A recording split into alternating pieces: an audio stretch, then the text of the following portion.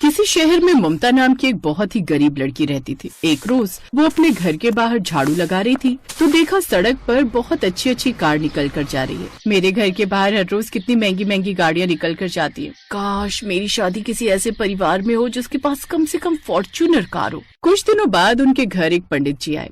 भाई साहब, ममता बिटिया के लिए एक रिश्ता देख रहा हूँ। ठीक ठाक रिश्ता है। अगर वो रिश्ता हो गया तो तुम्हारी बेटी की जिंदगी बन जाएगी। पंडित जी, मैंने तो सब कुछ आप पर ही छोड़ दिया है। जैसा आपको ठीक लगे वैसा कीजिए। ममता दूर खड़ी होकर ये सब सुन रही थी। शाम को वो पास के ही एक मंदिर में गई और भगवान के सामने प्रार्थना करने लगी। हे भगवान, मेरे माता पिता मेरा रिश्ता जहाँ भी तय कर देंगे वहाँ कर लूंगी, लेकिन उनके पास कार जरूर होनी चाहिए। भगवान से प्रार्थना करने के बाद जब वो मंदिर के बाहर आई तो देखा एक लड़का बहुत ही परेशान हालत में था। ममता ने उसे 5 रुपए दे दिए भिखारी समझकर। अरे ये क्या कर रही हैं आप? मैं कोई भिखारी नहीं हूँ। मेरे पापा बहुत बड़ी कंपनी के मालिक थे, लेकिन उनके गुजर जाने के बाद मैनेजर ने घपला किया और हमारी कंपनी डूब गई। इस शहर में मुझे किसी इन्वेस्टर ने बुलाया था। वो इन्वेस्टर तो मिला नहीं, मेरा मोबाइल पैसा सब चोरी हो गया। कोई बात नहीं, आप भगवान से प्रार्थना कर लीजिए, वो आपकी प्रार्थना जरूर सुनेंगे।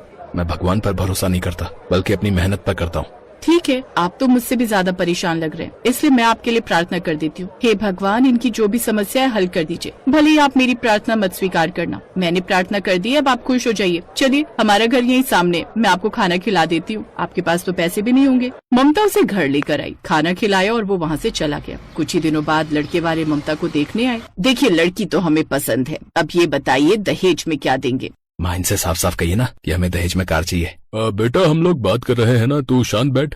हमसे जितना हो सकेगा उतना करेंगे अपनी बेटी के लिए, क्योंकि हमारी इकलौती बेटी है। हमें तो दहेज में कार चाहिए, क्योंकि साइकिल और मोटरसाइकिल का जमाना चला गया भाई अब तो।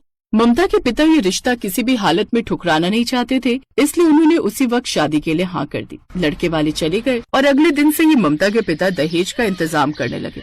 ममता की माँ, मैंने बहुत कोशिश की, लेकिन आजकल कार बहुत महंगी है, उसका इंतजाम नहीं हो पाया है। अरे इतना सारा सामान तो आप ले ही आए हैं, फ्रिज, कूलर, बेड, पंखा, इतना बहुत है। उनसे बोल देंगे कार का इंतजाम नहीं हो पाया, वो बारात थोड़े ही वापस ले जाएंगे। और अगर ये शादी टूट गई तो मोहल्ले वालों के सामने हमारी बेटी की बहुत बेइज्जती होगी, क्योंकि लड़की का रिश्ता जब टूटता है ना तो लोग तरह तरह की बातें करने लगते हैं। खैर, शादी वाला दिन आ गया। विक्रम बारात लेकर आया। शादी की सभी रस्में हुई, लेकिन विदाई के वक्त पापा, वो देखिए, दहेज के सामान में फ्रिज, कूलर, पंखा, बेड सब कुछ है, लेकिन कार तो है नहीं। बिना कार के मैं शादी नहीं करने वाला। रुक भाई, मैं बात करता हूँ। अरे समधी जी, दहेज में कार देने की बात हुई थी ना, कार कहाँ है? समधी जी, मुझे माफ कर दीजिए, मैंने बहुत कोशिश की, लेकिन कार का इंतजाम नहीं हो पाया। आजकल कार बहुत महंगी हो गई है। अरे भाई, जब हमने पहले ही बोल दिया था तो तुम्हें कार का इंतजाम करना चाहिए था भाई। चलो, हम ये बारात वापस लेकर चलते हैं, हमें आपके साथ कोई रिश्ता नहीं रखना। अरे ऐसा मत कीजिए, शादी की सभी रस्में पूरी हो चुकी हैं। अगर आप बारात लेकर चले गए तो पूरे मोहल्ले के सामने मेरी बेटी की बेइज्जती हो जाएगी। जैसे ही कार का इंतजाम हो जाएगा लेकर चला आऊंगा आपके घर।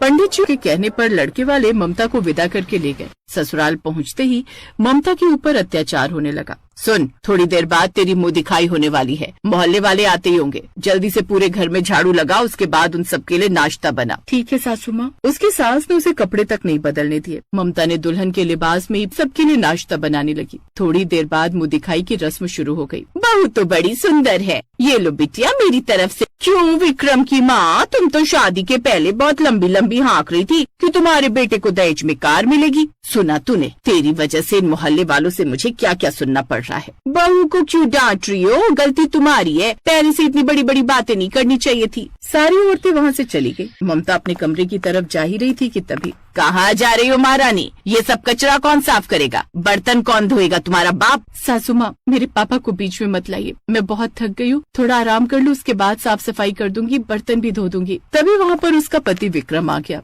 एक तो तेरे बाप ने दहेज में कार नहीं दी, ऊपर से मेरी माँ से जबान लड़ा रही है? ये सब करते करते धीरे धीरे रात हो गई। जब सुहाग रात की बारी आई तब वो गिलास में दूध लेकर अपने कमरे में गई। कहाँ घुसी चली आ रही है? चल भाग यहाँ से। जब तक तेरा बाप कार नहीं दे देता तब तक तो इस घर में नौकरानी बनकर रहेगी, समझी? चल जा, किचन में जाकर सो जा। ममता की आंखों में आंसू आ गए और किचन में जाकर सो गई। अब ये रोज का काम हो गया था। उसके ससुराल वाले उसे हर रोज प्रताड़ित करते थे। जब एक हफ्ते तक उसके पिता ने कार नहीं भेजी तब ससुराल वालों ने कहा, अरे बहुत नौटंकी देख ली हमने तेरी है? 1 हफ्ता बीत गया, अभी तक तेरे बाप ने कार नहीं भेजी। अपने बाप से बात कर, अगर कल तक कार नहीं आए तो हम तुझे मार डालेंगे, बता रहे हैं। ममता बेचारी रोते हुए किचन में गई और अपने पापा को फोन करके सारी बात बता दी। ममता, अभी तक तो कर्जा भी नहीं उतर पाया है, कार का इंतजाम कहाँ से करूँ? तुम तो सब जानती हो। पापा अगर कल तक कार का इंतजाम नहीं हुआ तो कल का दिन मेरी जिंदगी का आखिरी दिन होगा। इतना बोलकर ममता ने फोन रख दिया। अगले दिन ममता के ससुराल में वही लड़का फॉर्च्यूनर कार लेकर आया। अरे आप यहाँ कैसे? आपको मेरे ससुराल का पता किसने बताया? मैं तुम्हारे घर गया था, तुम्हारे पापा ने मुझे सब कुछ बता दिया है। उस दिन मंदिर में मैंने तुम्हारी सारी बातें सुन ली थी। तुमने भगवान से प्रार्थना की थी कि तुम्हारी शादी ऐसे घर में हो जिनके पास कार हो, लेकिन उसके बाद तुमने मेरी परेशानी देखी और भगवान से ये प्रार्थना की कि भगवान चाहे मेरी प्रार्थना न स्वीकार करना, इस लड़के की स्वीकार कर लेना। और तुम्हारी प्रार्थना काम कर गई। वो इन्वेस्टर मुझे मिल गया और मेरी कंपनी फिर से खड़ी हो गई। इसलिए मैं मुंह दिखाई में तुम्हें फॉर्च्यूनर कार देने आया था, लेकिन तुम्हारे घर जाकर तो कुछ और ही पता चला। ये सुनकर ममता बड़ी खुश होती है और वो गाड़ी तोहफा समझकर रख लेती है। पहले तो उसके ससुराल वाले भी कार देखकर खुश हो जाते हैं, लेकिन फिर सास को ये बात कुछ खटकने लगती है। वैसे बेटा एक बात कहूँ, बुरा मत मानना, लेकिन तुझे कुछ अजीब नहीं लगता? मतलब आजकल के जमाने में कोई किसी को एक रुमाल तक गिफ्ट नहीं देता, और वो अनजान लड़का एक दिन की मुलाकात के पीछे बहू को इतनी महंगी कार देकर गया। बात तो तुम्हारी एकदम ठीक है माँ, और खासकर कोई लड़का बिना किसी मतलब के यूं ही किसी लड़की को इतना महंगा गिफ्ट नहीं दे सकता। जरूर दाल में कुछ काला है। विक्रम के मन में ममता के चरित्र को लेकर शक पैदा हो चुका था। अब वो ममता पर और भी ज्यादा जुल्म करने लगता है। अच्छे से जानता हूँ मैं, जरूर यार होगा वो तेरा शादी से पहले का, जिसके साथ तूने न जाने क्या क्या रंगरलियां मनाई होंगी। इसलिए तो आज वो तुझे इतना महंगा तोहफा देकर गया है। सच सच बता, अभी भी तू छुप छुप कर उससे मिलने जाती है ना? बता कौन से होटल में जाती है, बता।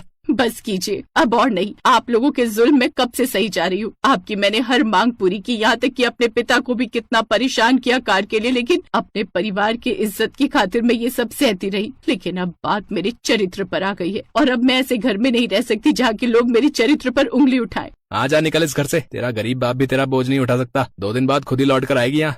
भीख मांगकर गुजारा कर लूंगी, लेकिन इस घर में मैं नहीं रह सकती। ममता पीछे मुड़ने लगी, तभी वहाँ आदित्य खड़ा था। मुझे नहीं पता था कि इस आदमी की सोच इतनी घटिया है। हम दोनों के बीच ऐसा कुछ नहीं है। कम से कम तुम अपनी पत्नी पर तो भरोसा कर लेते। अब तुम क्यों आए हो यहाँ? तुम्हारे एक गिफ्ट के कारण मुझ पर कैसे कैसे इल्जाम लगाए गए। मेरी शादी तक टूट गई। अब मुझे कोई नहीं अपनाएगा। मेरे बाबा तो जीते जी मर जाएंगे। मत रो ममता, ये आदमी तुम्हारे लायक नहीं था, और अगर ये सब मेरे कारण हुआ है तो मैं तुम्हारा हाथ थामने के लिए तैयार हूँ। बोलो, करोगी मुझसे शादी? मेरी जीवन साथी बनोगी? तुम मुझे बहुत पसंद हो। मैं तुमसे शादी करने के लिए तैयार हूँ, और इन लालची लोगों के लिए मैं तलाक के पेपर आज रात को ही भेज दूंगा। ममता उस अमीर लड़के आदित्य के साथ उसी फॉर्च्यूनर कार में बैठकर चली गई। उसके बाद खुद उसने ममता से शादी कर ली और दोनों खुशी खुशी अपनी जिंदगी बिताने लगे।